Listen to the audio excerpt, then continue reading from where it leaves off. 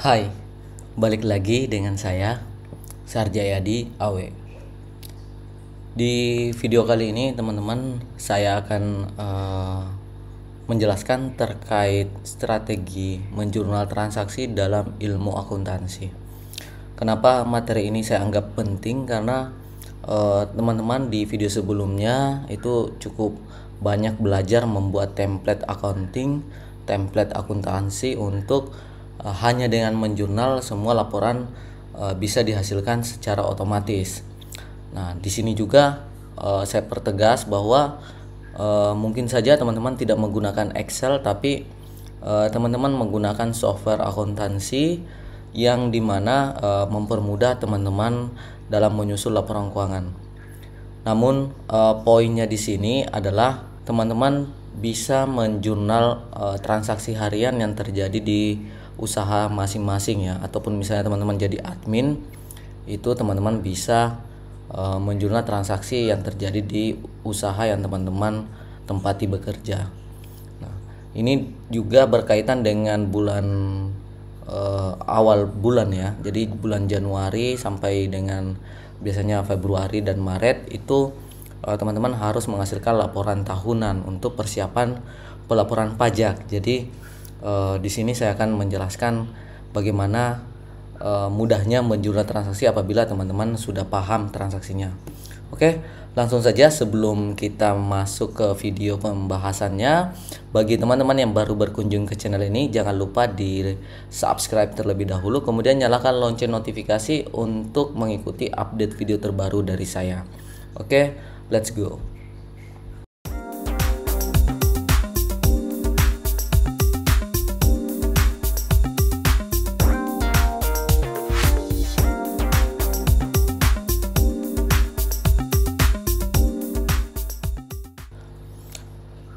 Oke, teman-teman, kita mulai untuk pembahasannya. Yang pertama dalam memahami proses jurnal ini adalah definisi dan fungsi jurnal dalam akuntansi.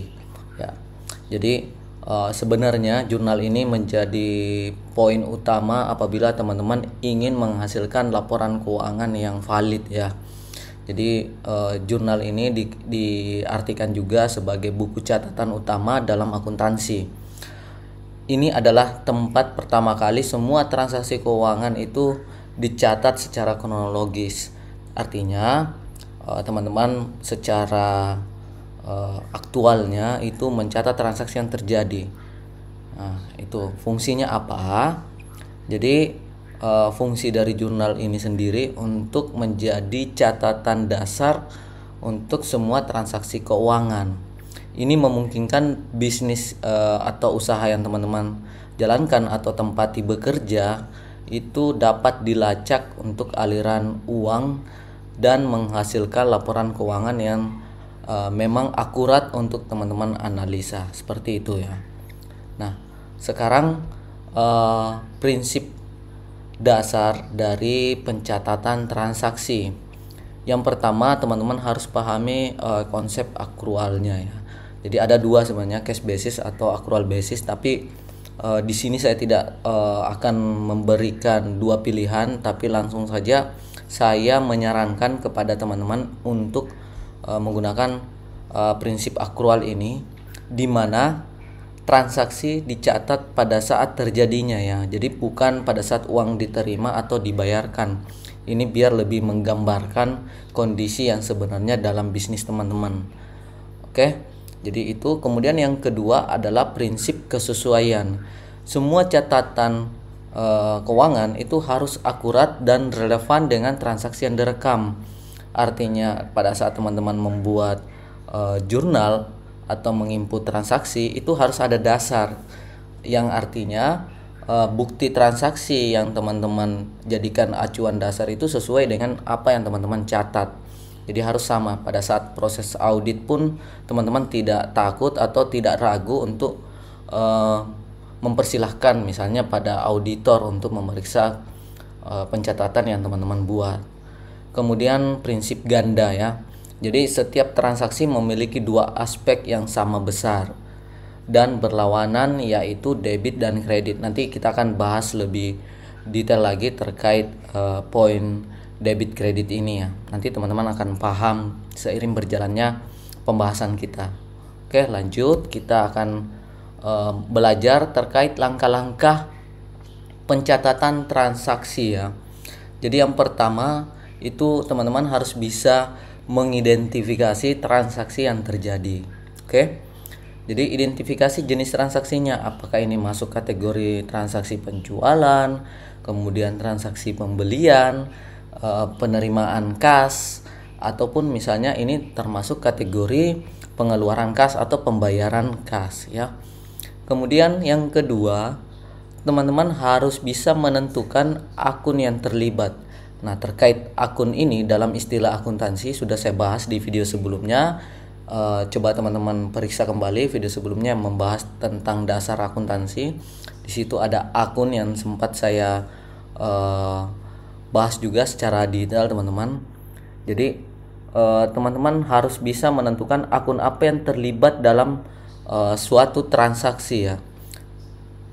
Contoh akun ini bisa seperti kas, piutang, persediaan, hutang, pendapatan, akun biaya listrik, biaya gaji, dan lain-lain ya.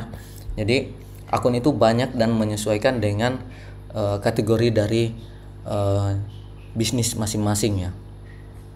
Kemudian teman-teman tentukan debit atau kreditnya. Nah, untuk penentuan debit atau kreditnya ini kita akan bahas secara detail di pembahasan berikutnya ya. Kemudian baru teman-teman mencatat transaksinya ke dalam jurnal yang dimana dalam template-nya itu harus ada tanggal, minimal tanggal ya. Kemudian akun yang terlibat dan debit kreditnya apa ya. Oke, seperti itu. Kita lanjutkan lagi.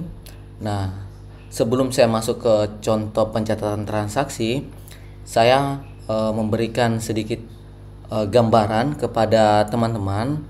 Kalau misalnya teman-teman agak kesulitan untuk mengecek video sebelumnya, tapi di sini saya akan jelaskan bahwa akun ya. Jadi akun ini dalam ilmu akuntansi suatu istilah yang kita gunakan sebagai pondasi awal. Jadi di mana dalam dua laporan utama neraca dan laba rugi ini itu ada akun ini. Saya akan jelaskan secara kelompok besarnya. Akun itu dibagi menjadi satu, ada namanya akun aset. Aset ini kadang juga diartikan sebagai harta, oke, atau aktiva ya. Jadi di sini ada aset, harta atau aktiva, itu sama saja teman-teman ya. Kemudian yang kedua itu ada namanya kewajiban. Ini kelompok utamanya kewajiban atau hutang ya. Nah, ini yang kedua. Kemudian yang ketiga teman-teman harus pahami untuk kategori akun secara garis besarnya sebelum teman-teman turunkan menjadi sub akun ya. Itu adalah ekuitas atau modal ya. Jadi ekuitas atau modal.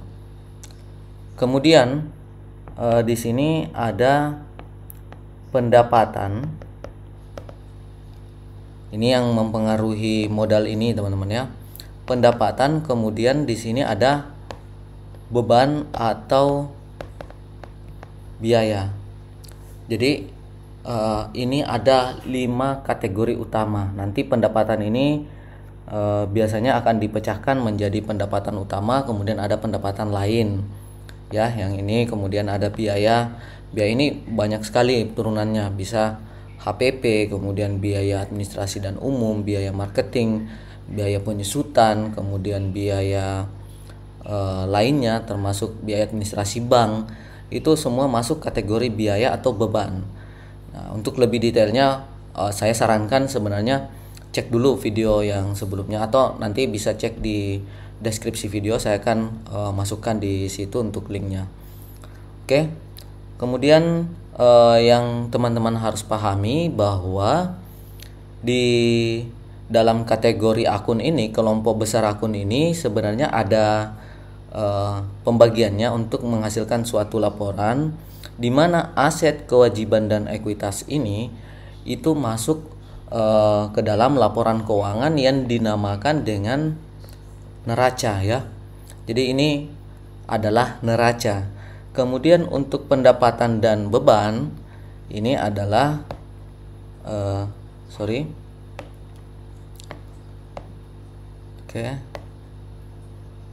Jadi ini adalah laba rugi. Nah, di mana dalam konsep yang sama dalam ilmu akuntansi, neraca itu adalah isinya adalah akun real, kemudian laba rugi itu akun nominal. Nah, akun real ini dalam setiap pergantian periode, maksudnya setiap bulan misalnya atau setiap tahun, itu saldonya akan ngikut terus teman-teman. Jadi mulai dari pertama kali teman-teman mendirikan suatu usaha atau teman-teman bekerja di kantor, kemudian sudah kantornya dari awal berdiri, itu saldonya akan tetap terakumulasi. Apakah ada yang bertambah atau yang berkurang nilainya, itu tetap akan terakumulasi sampai terakhir. Makanya neraca ini untuk penulisan periodenya itu selalu menggunakan kata per 31 Desember, per 31 Januari 2025. Jadi dia per, bukan periode. Beda dengan akun laba rugi nominal, artinya setiap closingan, setiap akhir periode yang disepakati, apakah itu bulanan, per semester, ataupun misalnya per tahun, itu akan ditutup kemudian akan dipindahkan menjadi laba periode berjalan di bagian struktur modal ya. Nanti lebih detail saya akan perlihatkan dalam template Excel ya. Jadi laba rugi ini biasanya menggunakan kalimat untuk penyusunan periodenya itu menggunakan periode. Jadi dari periode 1 Januari sampai dengan periode 31 Desember 2025. Ini contoh ya.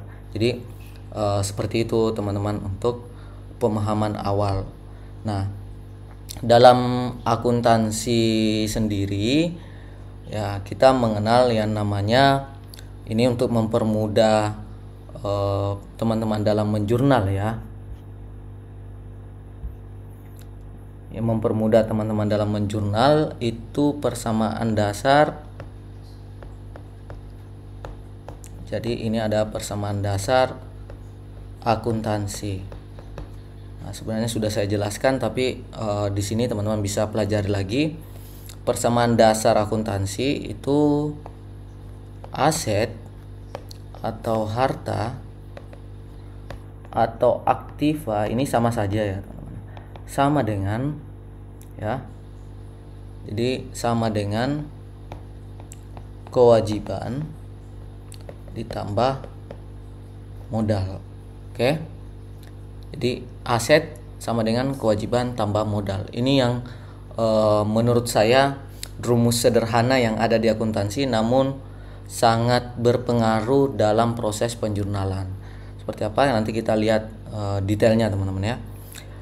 Aset, harta, dan aktiva ini dikategorikan menjadi penggunaan ya.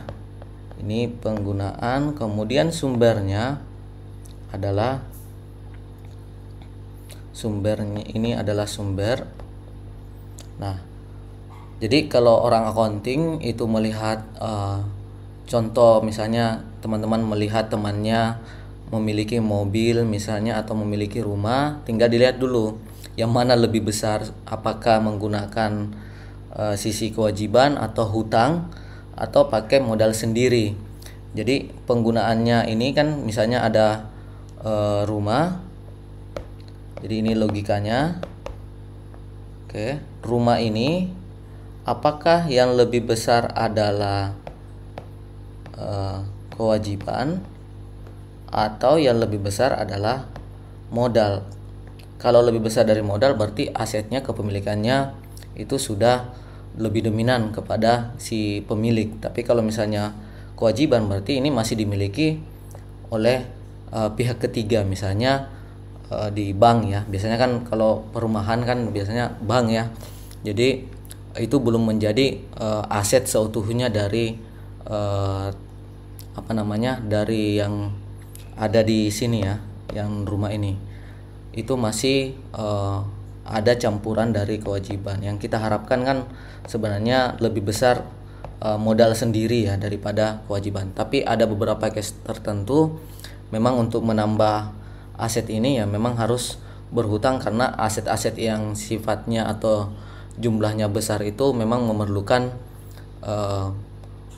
modal yang cukup besar ya, sehingga biasanya menggunakan pihak ketiga. Dalam bisnis pun untuk menjaga cash flow atau menjaga kelancaran kasnya atau tunainya, itu lebih mementingkan kredit ke leasing atau misalnya ke bank ya, ke pembiayaan. Jadi seperti itu. Nah, terkait debit kredit, kita akan mengacu ke yang namanya saldo normal akun. Oke. Ini namanya saldo normal akun. Saldo normal akun inilah yang akan membantu teman-teman dalam menjurnal. Nah, di sini saya akan tambahkan satu yang mempengaruhi modal ya. Itu dalam menjalankan aktivitas bisnis kan biasanya kita ada profit ya. Ada profit itu kalau misalnya besar, maka modal kita menjadi besar juga. Nah, profit ini harus pendapatan, di dalamnya ada penyusunnya, yaitu pendapatan dan beban atau biaya ya. Jadi pendapatan kemudian dikurangi dengan beban atau biaya. Apabila pendapatannya lebih besar, maka ini akan menambah modal. Namun apabila beban yang lebih besar, maka ini akan mengurangi modal. Oke. Jadi pendapatan besar menambah modal, pendapatan sedikit atau lebih kecil daripada beban, maka akan mengurangi modal teman-teman. Ini konsep awal yang teman-teman pahami. Terus lanjut di saldo normal akun. Kita buat saja di sini ada aset ya, kita gunakan aset. Kemudian kewajiban. Kemudian di sini ada modal, pendapatan, kemudian beban atau biaya. Oke. Sekarang aset ya. Untuk aset apabila ini SN ya, bertambah itu posisinya harus di debit. Kemudian kewajiban di kredit, modal di kredit, oke, pendapatan di kredit, beban atau biaya di debit. Saya akan jelaskan di sini. Debit atau kredit ini sebenarnya dua istilah yang digunakan untuk membedakan penambahan atau pengurangan nilai dari masing-masing akun. Kemudian aset ini adalah rumus ya. Ini konsep dasar yang harus dipahami.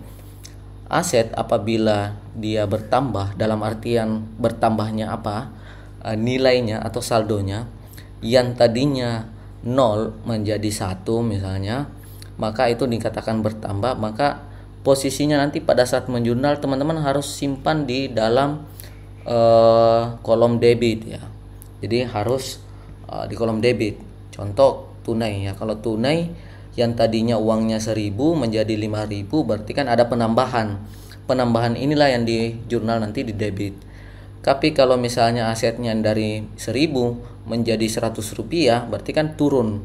Atau itu istilah dalam akuntansi itu saldo tidak normal, berarti lawannya itu baru teman-teman jurnal di sisi kredit.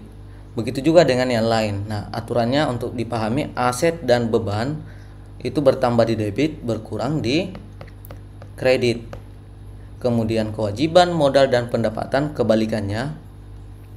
Maka apabila mereka berkurang atau yang tadinya ada hutang kemudian menjadi tidak ada hutang, atau pendapatannya bertambah menjadi pendapatannya tidak ada menjadi ada itu berarti posisinya kredit. Jadi normalnya apabila ada peningkatan ya, itu di kredit. Kemudian jika berkurang atau terjadi penurunan nilai atau saldo, itu baru teman-teman tempatkan di debit.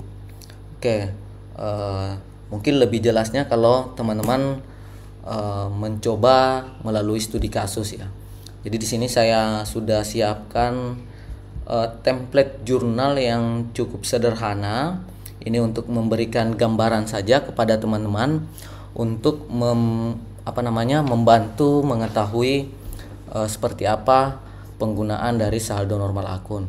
Di sini saya sudah buat untuk yang tadi kita pelajari, saldo normal dari aset, kemudian kewajiban, ekuitas, pendapatan, dan beban.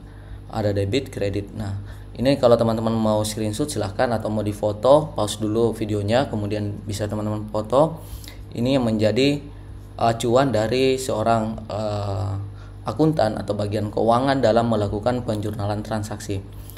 Pasti akan ngikut aturan ini untuk debit kreditnya. Oke. Kemudian yang teman-teman harus pahami pada saat teman-teman menjurnal, dahulukan debit, kemudian baru kredit.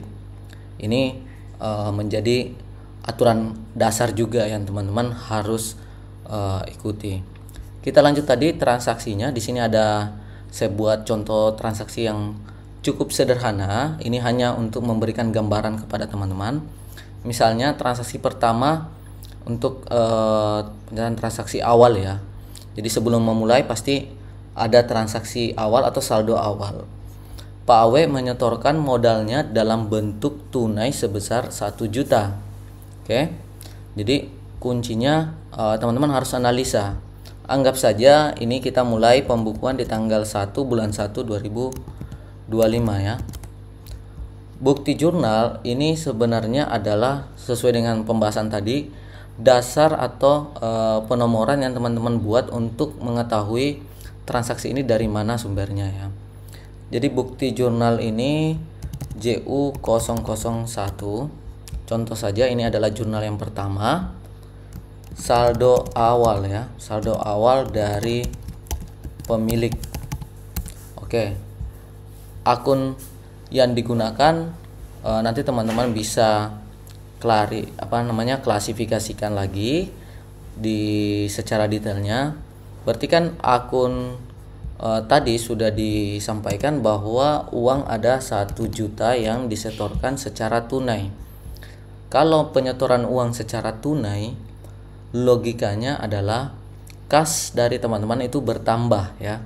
Berarti di sini kasnya bertambah. Kemudian kenapa kas duluan? Karena secara logika kas ini adalah aset.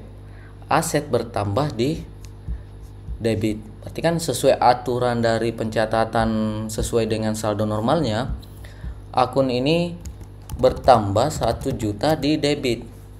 Tadi kan sudah saya jelaskan bahwa debit duluan kemudian kreditnya. Oke. Kemudian yang kedua, dalam menjurnal transaksi, teman-teman harus pahami bahwa dalam satu transaksi sederhana itu setidaknya melibatkan 2 akun ya. Jadi harus ada 2 akun yang terlibat, nggak boleh 1 akun saja. Pasti hasilnya tidak akan balance karena tidak ada pasangannya di debit atau di kredit. Untuk kasus ini saldo awal pemilik 1 juta, berarti kan ini adalah modal awal ya. Jadi modal awalnya, modal adalah ekuitas di sini atau bagian dari modal. Ini adalah sub akun yang kita sudah jabarkan nantinya. Kemudian bertambahnya kan di kredit. Ini modalnya yang tadinya tidak ada menjadi ada karena ada setoran ya. Berarti kan secara logikanya ini masuk teman-teman ya, bahwa kas yang tadinya tidak ada menjadi ada, kemudian modal yang tadinya tidak ada menjadi ada. Berarti yang kita ambil adalah saldo normalnya debit dan kredit. Nah, jurnalnya juga harus mengikuti aturannya. Debitnya 1 juta ya, kreditnya juga 1 juta seperti itu. Oke. Di sini sudah teman-teman bisa lihat juga kasnya 1 juta, modal 1 juta. Oke, kita lanjut lagi. Pencatatan transaksi penjualan. Ini contoh kasus lagi. Penjualan barang dagangan seharga 1 juta secara kredit kepada pelanggan. Oke, kita buat saja, anggap ini transaksinya sama saja tanggalnya. Jadi penjualan barang dagang kredit.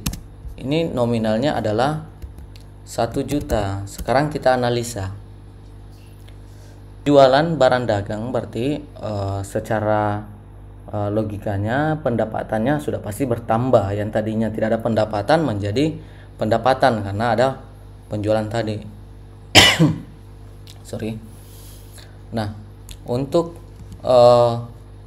akun yang teman-teman gunakan, ini kita karena dagang ya, harus ada penjualan. Penjualannya bertambah di mana? Ini kan pendapatan, penjualannya bertambah di kredit. Berarti penjualan ini teman-teman harus catat kedua karena dia posisi kredit. Jadi seperti itu teman-teman untuk di awal-awal ya. Tapi kalau sudah terbiasa menjurnal pasti teman-teman langsung tahu. Kemudian secara kredit berarti kan harus teman-teman punya tagihan kepada customer. Tagihan dalam ilmu akuntansi diistilahkan sebagai piutang, sehingga piutang usaha di sini itu yang tadinya tidak ada menjadi ada, berarti kan dia normal ya. Berarti teman-teman posisinya harus di debit. Jadi debit ini 1 juta. Kemudian penjualannya itu juga 1 juta. Oke. Karena pendapatan bertambah di kredit. Jadi sesuai dengan kaidah yang tadi kita jelaskan. Oke, lanjut lagi. Ini beberapa contoh transaksi. Pembelian barang dagangan seharga 500.000 secara tunai 200.000 dan kredit 300.000. Nah, ini kasusnya beda lagi. Ini pembelian ya. Jadi pembelian barang dagang 200k tunai, 300k atau 300.000 kredit. Jadi logikanya ini teman-teman membeli membeli barang, tapi teman-teman bayar tunai 200.000-nya, 300.000-nya itu pinjam. Jadi seperti itu logikanya.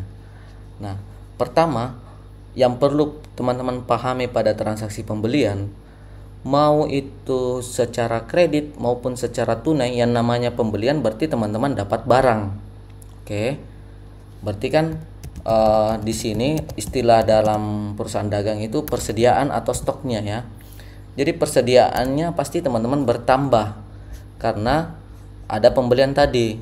Persediaan adalah bagian dari aset atau harta atau aktiva, sehingga persediaan ini posisinya di debit karena dia bertambah ya. Tadinya tidak ada persediaan menjadi ada. Totalnya berarti kan 500.000 ya, karena kita ada tunai ada kredit, berarti 500.000. Sekarang analisa lagi, 200.000 adalah tunai, berarti mendengar kata tunai berarti kan itu kas ya. Jadi kasnya ini teman-teman analisa bertambah atau berkurang. Dalam kasus ini berarti dia berkurang, sehingga kas yang merupakan bagian dari aset tidak bertambah atau malah berkurang, sehingga dia dinyatakan tidak normal. Nah, posisinya kalau misalnya berkurang ya di kredit. Berarti kan teman-teman sudah makin mudah untuk melakukan penjurnalan karena sudah paham yang mana debit kreditnya ya. Kemudian berikutnya adalah 300k kredit. 300.000 kredit ini berarti teman-teman punya hutang ke vendor yang harus dibayar. Berarti kan ada hutang usaha. Nah, hutang usaha ini bertambahnya di kredit. Ini normal ya. Berarti kan ini yang tadinya tidak punya hutang menjadi ada hutang. Berarti kan teman-teman sudah benar harus masukkan 300.000-nya ke dalam sisi kredit. Nah, kalau teman-teman lihat di atas ini pasti balance ya. Totalannya itu pasti balance karena teman-teman mengikuti kaidah ini dan sesuai dengan aturannya. hutang bertambah di kredit. Berarti kan hutang yang tadinya tidak ada menjadi ada, sehingga di sini dimasukkan hutang usahanya kredit. Oke. Lanjut ke transaksi berikutnya, kita cek. Ini masih ada contoh untuk pencatatan transaksi penerimaan kas. Nah, di sini ada penerimaan pembayaran dari pelanggan atas piutang sebesar 200.000. Penerimaan pelanggan 200k. Sudah pasti yang customer teman-teman bayarkan itu berarti kan sudah ada hutang sebelumnya, atau istilah dari akuntansinya kalau teman-teman punya tagihan kepada customer itu piutangnya. Berarti kan piutang di sini bertambah atau berkurang, itu yang jadi pertanyaan. Secara analisa, penerimaan pelanggan 200k berarti satu, sudah pasti teman-teman terima uang. Terima uang berarti kas ya. Jadi kita langsung buat kas. Kasnya bertambah ya, sudah pasti di sini 200.000, bagian dari aset yang bertambah berarti debit. Kemudian piutang aset juga.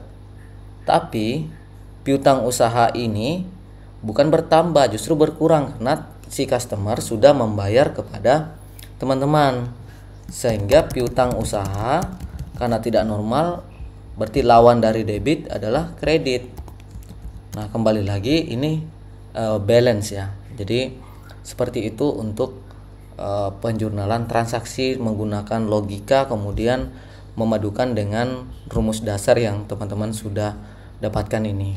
Oke. Kita lanjut lagi.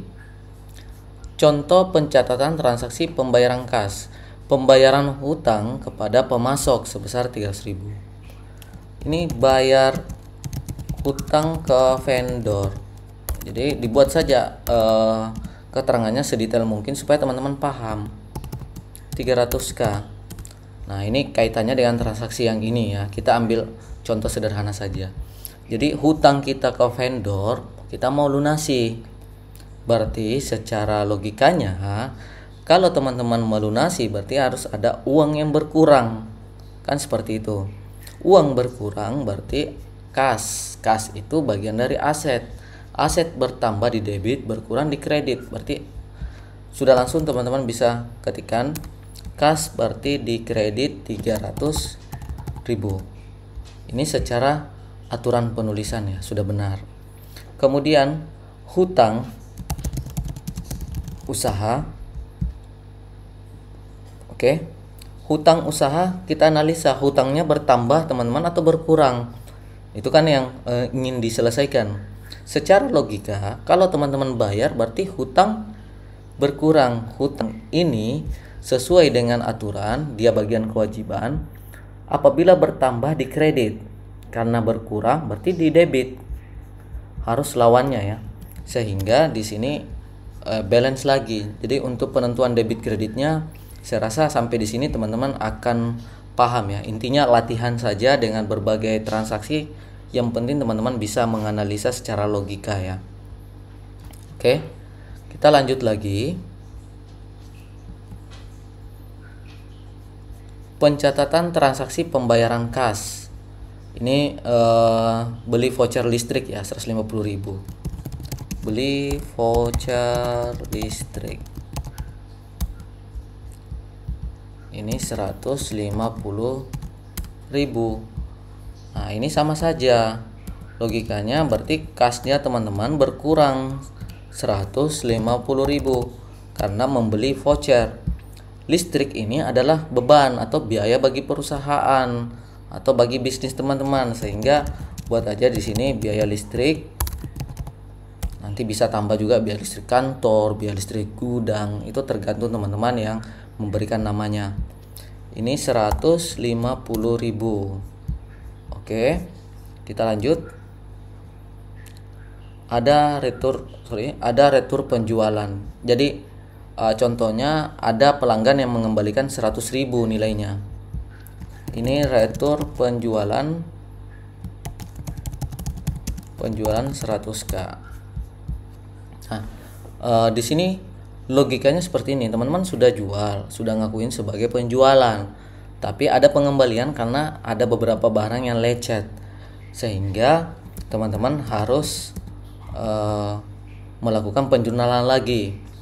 Kita ambil saja kasus yang ini ya, karena ini ada penjualan kredit ya. Ini contoh saja, pasti kalau dalam kasus sebenarnya ada invoice atau notanya yang dikembalikan untuk dicek. Untuk penjualan sendiri, kalau dalam akuntansi ya untuk mengurangi bukan penjualannya yang di jurnal, tapi untuk memudahkan pencatatan transaksinya dibuatkan nama lah menjadi retur penjualan. Ini bagian dari penjualan. Nah, penjualan atau pendapatan kredit. Kenapa ditulisnya pertama? Karena dia tidak normal, karena mengurangi pendapatan, sehingga posisinya harus di debit seperti itu. Ini menjadi 100.000 di debit. Kemudian karena ini adalah piutang usaha bukannya bertambah, tapi teman-teman harus mengurangi hutang si customer. Jadi customer itu jangan akui lagi punya hutang 1 juta kepada teman-teman, tapi harus dikurangi 100.000. Piutang yang berkurang karena bagian dari aset itu tidak normal, sehingga posisinya harus dikredit. Sehingga ini kembali lagi di sini balance teman-teman ya. Nah, saya akan cek lagi. Oke, ini sudah selesai untuk kasus yang sederhana ini. Sekarang kalaupun teman-teman diarahkan menyusun laporan keuangan, pasti teman-teman akan menghasilkan laporan keuangan yang balance. Kita coba ya. Untuk neraca. Jadi neraca sendiri itu susunannya pasti aset atau harta atau aktiva ya. Nanti buat saja yang mana masuk kategori aset. Jadi 1 kas, yang kedua piutang usaha, yang ketiga persediaan. Oke, cukup ya. Oke, sudah semua. Berarti di sini adalah total aset seperti itu ya. Sekarang yang kedua untuk susunan neraca adalah kewajiban dan modal. Kita singkat saja. Kalau mau yang lebih kompleks ya silahkan, beberapa contoh dari video saya sudah ada juga. Ini hanya menggambarkan saja untuk melihat tingkat balance-nya ya. Pertama, kewajiban itu yang masuk kewajiban ini ada hutang usaha, kemudian ada modal awal, kemudian di sini ada tambahan di dalam neraca itu untuk sesuai yang tadi saya jelaskan, ada namanya akun nominal atau akun laba rugi. Setiap akhir periode itu kan ditutup, itu masuk sebagai laba periode berjalan. Oke. Sorry, saya hilangkan. Ini total kewajiban dan modal ya. Karena ini pasifa ya. Nah, sekarang kita masukkan angkanya. Kita coba analisa. Aset kan bertambahnya di debit, berkurang di kredit. Aset semua kita kumpulkan. Aset bertambah di debit, berarti 1 juta ditambah. Ada lagi tidak yang di debit? Ada, ini ya. Kita tambah lagi, ada tidak? Oh, ini sudah habis, berarti berkurang. Makanya teman-teman untuk mempermudah ya bisa gunakan rumus sebenarnya. Ini memperlihatkan saja, berarti kas berkurang. Kemudian ini kas berkurang lagi karena dikredit.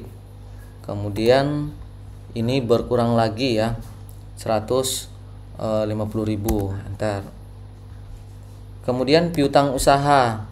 Piutang usaha saldo normalnya debit. Berarti debit dulu, kemudian ditambah lagi, ada nggak piutang usaha lagi yang di debit? Nggak ada ya. Kemudian berarti harus dikurang. Mana piutang usaha ini? Piutang usaha 200.000, kemudian 100.000 ini. Lalu persediaan. Teman cek lagi persediaannya, ini yang bertambah di debit. Kemudian dikurang karena tidak ada lagi, berarti Oke, selesai ya. 15.000. Ini kita total saja, sum. Berarti total aset itu 1.750.000. Sekarang bagian hutang kita coba kumpulkan juga. Karena hutang itu bertambah di kredit, berarti kreditnya duluan. Mana yang kredit? Ini 300.000. Kemudian ditambah, ada tidak lagi yang di kredit? Gak ada. Yang ada malah di debit, berarti dikurang ini. Oke, berarti 0 karena tadi sudah dilunasi ya. Modal awal sama, bertambahnya di kredit. Ini ada kredit, kemudian modal sudah habis ya, 1 juta. Laba periode berjalan teman-teman tidak bisa tentukan kalau teman-teman belum buat neraca. Kita scroll dulu. Nah, di sini laba rugi. Yang pertama adalah penjualan, yang kedua adalah retur penjualan. Penjualan dikurangi dengan retur itu adalah total penjualan bersih ya. Jadi untuk penjualannya. Kemudian beban atau biaya untuk mengurangi. Beban di sini atau biayanya ada ya, biaya listrik 1. Jadi total beban atau biaya. Oke. Berarti di sini laba atau rugi. Nanti kita lihat apakah untung atau rugi ya. Penjualan di kredit ya, karena bagian dari pendapatan. Berarti kita kumpulkan semua, 1 juta ditambah ada lagi enggak? 1 saja ya, berarti 1 juta. Retur penjualan ada enggak? Ini di debit ya, di debit karena pendapatan di kredit, berarti kan dia harusnya minus, menjadi pengurang. Jadi seperti ini.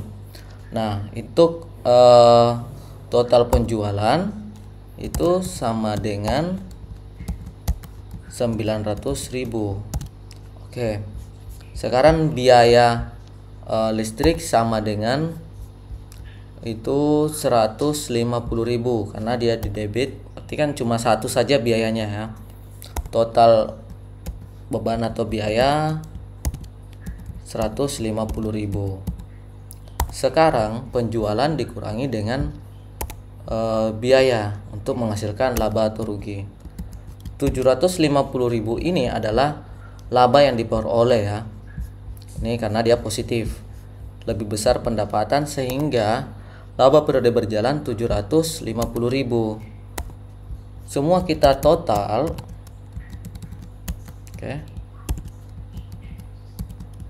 Ini hasilnya balance teman-teman, antara total aset dengan total kewajiban dan modal sama dengan yang tadi sudah saya jelaskan untuk persamaan dasar akuntansi. Aset sama dengan kewajiban tambah modal. Jadi balance neraca yang teman-teman hasilkan sudah valid dan akurat.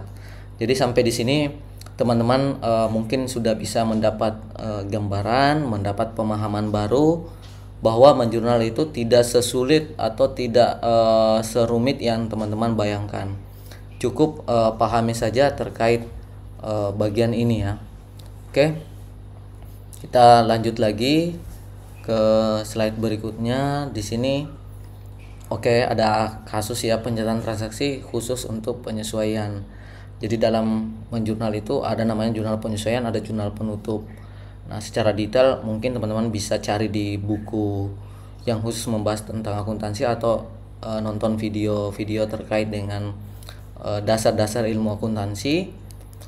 Di sini penyesuaian itu ya ada beberapa transaksi yang perlu teman-teman adjust atau sesuaikan. Misalnya ada juga depresiasi atau penyusutan aset. Itu semua teman-teman harus masukkan untuk menghasilkan satu laporan keuangan yang komplit ya, yang utuh. Oke. Yang pasti teman-teman harus pahami teknik pencatatan dalam jurnal atau debit kredit itu. Saya ulang lagi, aturan debit itu berlaku untuk akun aset, kemudian biaya, dan retur kayak tadi ya, retur penjualan di debit ketika nilainya meningkat. Apabila bertambah kan harus di debit. Kemudian aturan kredit untuk akun kewajiban, kemudian ekuitas, pendapatan, kemudian apabila nilainya meningkat.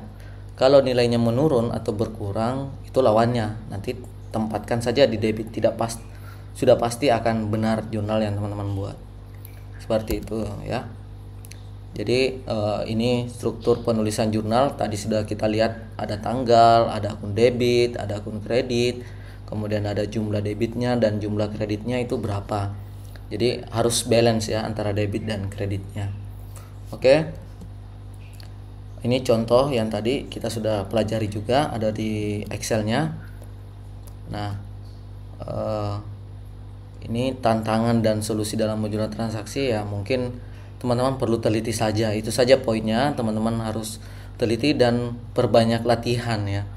Perbanyak latihan. Bisa juga teman-teman menggunakan sebagai solusi software akuntansi atau sistem akuntansi, bisa Excel, bisa software. Kalau Excel bisa juga teman-teman buat sendiri. Di video saya ada pembuatan aplikasi Excel akuntansi, bisa cek di deskripsi video, atau teman-teman bisa beli template yang sudah jadi yang saya bagikan di video sebelumnya, Smart Accounting Finance yang cukup jurnal. Semua laporan yang teman-teman perlukan itu otomatis dihasilkan dengan formula. Oke, itu saja sebagai kesimpulan dalam video ini. Teman-teman perbanyak saja latihan. Apabila ada yang kurang jelas, teman-teman silahkan masukkan di kolom komentar. Dan jika teman-teman tertarik atau ingin berdiskusi lebih lanjut terkait penyusunan laporan keuangan, silahkan menghubungi saya di kontak yang ada di deskripsi video. Oke, cukup untuk video kali ini. Semoga bisa bermanfaat bagi teman-teman. Jangan lupa di subscribe, kemudian nyalakan lonceng notifikasi untuk update video terbaru dari saya. Sampai jumpa di video berikutnya. Salam dari saya, Sarjayadi Awe.